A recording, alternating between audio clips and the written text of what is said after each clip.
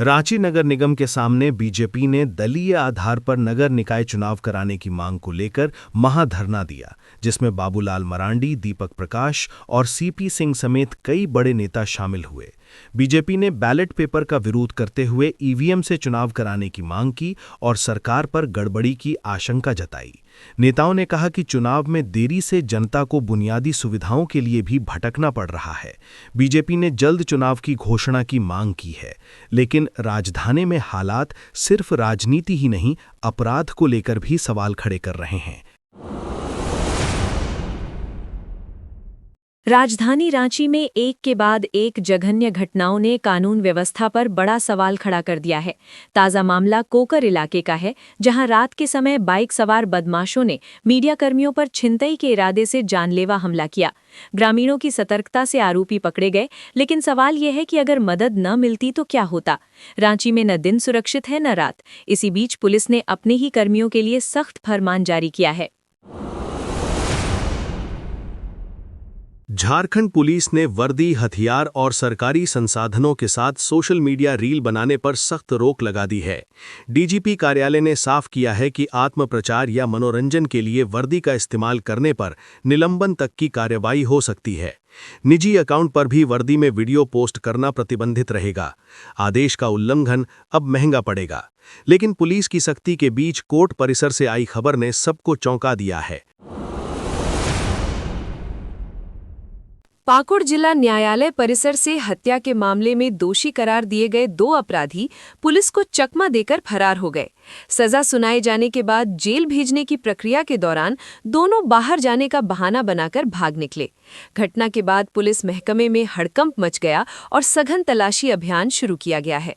Court परिसर की सुरक्षा पर गंभीर सवाल खड़े हो गए हैं। लेकिन झारखंड से जुड़ा अगला मामला करोड़ों की चोरी से जुड़ा है।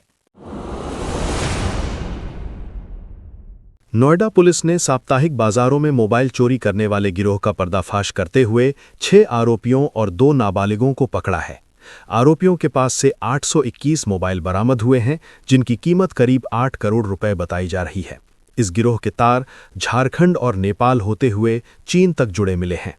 पुलिस अब पूरे नेटवर्क की जांच कर रही है, लेकिन नशे के खिलाफ कार्रवाई में कोडरमा पुलिस को भी बड़ी सफलता मिली है। कोडरमा पुलिस ने मादक पदार्थों की तस्करी के खिलाफ कार्रवाई करते हुए 4 युवकों को गिरफ्तार किया है। इनके पास से ब्राउन शुगर, नकद रकम, वाहन और मोबाइल बरामद किए गए हैं।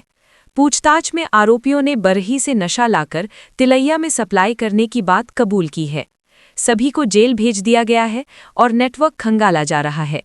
लेकिन गिरिडीह में सड़क चौड़ीकरण को लेकर विवाद गहराता दिख रहा है।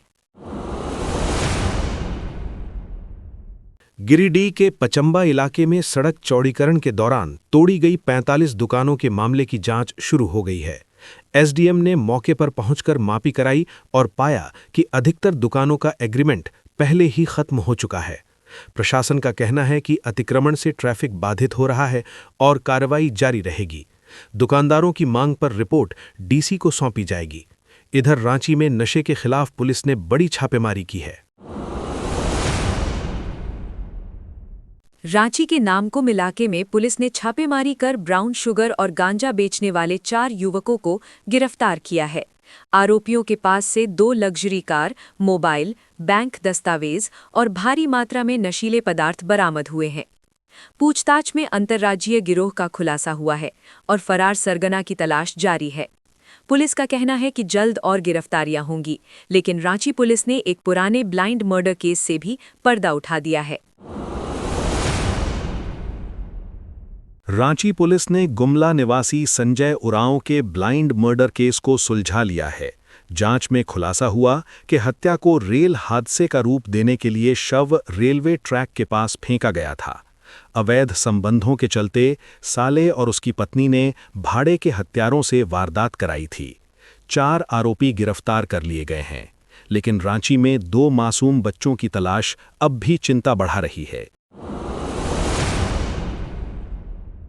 रांची के धुरवा से 2 जनवरी से लापता 2 मासूम बच्चों की तलाश में पुलिस की जंबो टीम लगी हुई है, लेकिन 5 दिन बाद भी कोई सुराग नहीं मिला है। रेलवे स्टेशन, बस स्टैंड और सीसीटीवी फुटेज खंगाले जा रहे हैं। डॉग स्क्वाड भी लगाया गया है। 51,000 रुपए के इनाम की घोषणा की गई है। फिर भी परिवार बेसब्र है। अब सवाल यही है कि बच्चे आखिर कहाँ हैं और अगला अपडेट क्या होगा। सीसीएल गिरिडीह कोलियरी के वर्कशॉप में हुई घटना को लेकर पुलिस की जांच ने कई सवाल खड़े कर दिए हैं। 3 घंटे तक मौजूद अपराधी महज 12,000 रुपए का सामान ले गए, लेकिन कंप्यूटर छोड़कर सिर्फ सीसीटीवी डीवीआर उठा ले गए। पुलिस को शक है कि 30 दिसंबर की पुरानी चोरी की फुटेज मिटाने के लिए ये साजिश रची गई। नाइट गार्ड की भूमिका भी जांच के दायरे में है, लेकिन पलामू से आई अगली खबर रिश्तों को शर्मसार कर देने वाली है। पलामू में पत्नी की गला दबाकर हत्या कर शव को जेसीबी से दफनाने के मामले में आरोपी पति और उसकी प्रेमिका ने कोर्ट में सरेंडर कर दिया है। महिला 26 दिसंबर से लापता थी और 2 जनवरी को दफन शव बरामद हुआ था। जांच में हत्या की साजिश में अन्य लोगों की भूमिका भी सामने आई है। पुलिस अब दोनों को रिमांड पर लेकर पूछताछ करेगी। इधर रेल यात्रियों के लिए एक राहत भरी खबर सामने आई है। लोहरदग्गा रांची रेलखंड पर कोयल नदी पुल में दरार के कारण बंद पड़ी रेल सेवा के बीच रेलवे ने यात्रियों को बड़ी राहत दी है। इरगांव तक मेमू पैसेंजर ट्रेन शुरू कर दी गई है और साथ में फ्री बस सेवा भी चलाई जा रही है। पहले ही दिन करीब 300 यात्रियों ने सफर किया। इससे छात्रों और कर्मचारियों को काफी सहूलियत मिली है। लेकिन राजधानी में ठंड अब जानलेवा बनती दिख रही है। रांची के वार्ड नंबर 18 में सड़क किनारे एक अज्ञात महिला का शव मिलने से सनसनी फैल गई। शुरुआती जांच में मौत की वजह अत्यधिक ठंड मानी जा रही है। महिला की उम्र 45 से 50 वर्ष के बीच बताई जा रही है, लेकिन अब तक पहचान नहीं हो सकी है। पुलिस पोस्टमार्टम रिपोर्ट का इंतजार कर रही है। इसी बीच जमशेदपुर से तस्करी का बड़ा मामला सामने आया है। जमशेदपुर के मानगो इलाके में पुलिस ने कार में ठूस कर ले जाए जा रहे 5 गौवंशों को बरामद किया है। जांच में सामने आया कि वाहन का रजिस्ट्रेशन नंबर फर्जी था। पुलिस ने चालक को हिरासत में लेकर पूछताछ शुरू कर दी है और तस्करी नेटवर्क की तलाश जारी है। सभी गौवंश सुरक्षित स्थान पर भेज दिए गए हैं। अब बात मतदाता सूची से जुड़ी बड़ी तैयारी की। भारत निर्वाचन आयोग ने झारखंड में संभावित एसआईआर को लेकर 8 जनवरी को दिल्ली में अहम बैठक बुलाई है। आयोग ने स्पष्ट किया है कि जांच के दौरान बीएलओ मान्य दस्तावेजों के आधार पर सत्यापन करेंगे।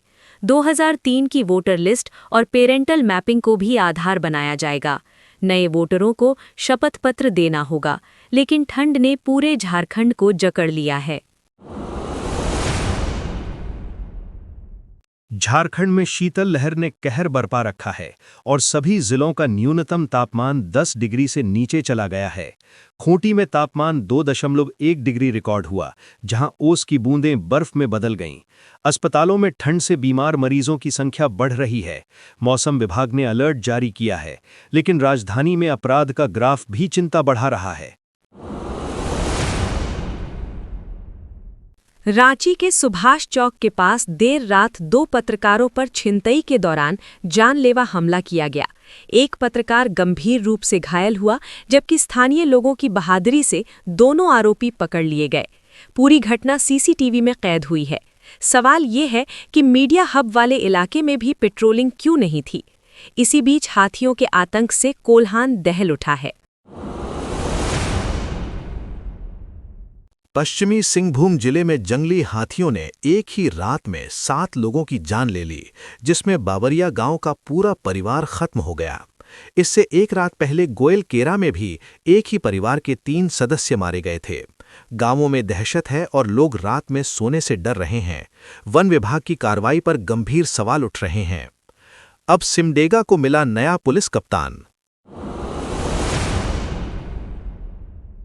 सिमडेगा के नए एसपी आईपीएस श्रीकांत सुरेश राव खोत्रे ने पदभार संभालते ही अपराध, नशा, जुआ और तस्करी पर सख्त रुख अपनाने का ऐलान किया है। उन्होंने कहा कि पोक्सो मामलों में कड़ी कार्रवाई होगी और बॉर्डर इलाकों को एक्टिव किया जाएगा। एसपी ने जनता से सहयोग की अपील करते हुए पुलिस को मित्रवत व्यवहार के निर्देश दिए हैं। अब देखना होगा कि जमीन पर इसका असर कितना दिखता है। जेएसएससी ने झारखंड प्रशिक्षित माध्यमिक आचार्य संयुक्त प्रतियोगिता परीक्षा 2025 की तिथि जारी कर दी है। आयोग के अनुसार प्रथम और द्वितीय पत्र की कंप्यूटर आधारित परीक्षा 15 जनवरी 2026 से रांची के विभिन्न केंद्रों पर होगी। अभ्यर्थी 12 जनवरी से आधिकारिक वेबसाइट से एडमिट कार्ड डाउनलोड कर सकेंगे। परीक्षा से जुड़ी जानकारी एसएमएस और ईमेल से भी भेजी जाएगी। लेकिन झारखंड की सड़कों को लेकर केंद्र से इससे भी बड़ी खबर आई है। केंद्र सरकार ने रांची से साहिबगंज के बीच 4 लेन 6 लेन सड़क और राजमहल से मानिकचक तक गंगा पुल के प्रस्ताव को प्रारंभिक मंजूरी दे दी है। इन परियोजनाओं से झारखंड का पश्चिम बंगाल और नॉर्थ ईस्ट से सीधा संपर्क मजबूत होगा। खनन, उद्योग और पर्यटन को इससे नई रफ्तार मिलने की उम्मीद है। सभी प्रस्ताव पीएम गतिशक्ति पोर्टल पर भेजे जाएंगे। लेकिन राज्य के स्कूलों की हालत को लेकर तस्वीर कुछ और ही है। झारखंड के प्राथमिक और मध्य विद्यालयों को अब तक विद्यालय विकास निधि नहीं मिली है, जिससे पढ़ाई बुरी तरह प्रभावित हो रही है। हालात ये हैं कि कई शिक्षक अपनी जेब से खल्ली, रजिस्टर और सफाई सामग्री खरीदने को मजबूर हैं। एकल शिक्षक वाले स्कूलों की स्थिति सबसे ज्यादा खराब बताई जा रही है। शिक्षक संघ ने सरकार से तुरंत राशि जारी करने की मांग की है। इसी बीच नगर निकाय चुनाव को लेकर नई अटकलें तेज हो गई हैं। झारखंड में नगर निकाय चुनाव को लेकर एक बार फिर संशय की स्थिति बन गई है। चर्चा है कि विशेष गहन पुनरीक्षण यानी एसआईआर की घोषणा से चुनाव टल सकते हैं। हालांकि राज्य निर्वाचन आयोग का कहना है कि एसआईआर और चुनाव दोनों साथ साथ चल सकते हैं। 8 जनवरी को डीसी-एसपी के साथ तैयारियों की समीक्षा होगी। लेकिन ठंड ने अब किसानों की चिंता और बढ़ा दी है। लातेहार जिले में रिकॉर्ड तोड़ ठंड के कारण दलहन, तिलहन और सब्जी की फसलें बुरी तरह प्रभावित हो रही हैं। न्यूनतम तापमान 3 डिग्री तक पहुंचने से फसलों का ग्रोथ रुक गया है। किसान नुकसान से चिंतित हैं और दवा छिड़काव व सरकारी मदद की मांग कर रहे हैं। कृषि विभाग ने सिंचाई को ही फिलहाल एकमात्र उपाय बताया है। अब सवाल है कि मौसम की इस मार से किसानों को कब राहत मिलेगी।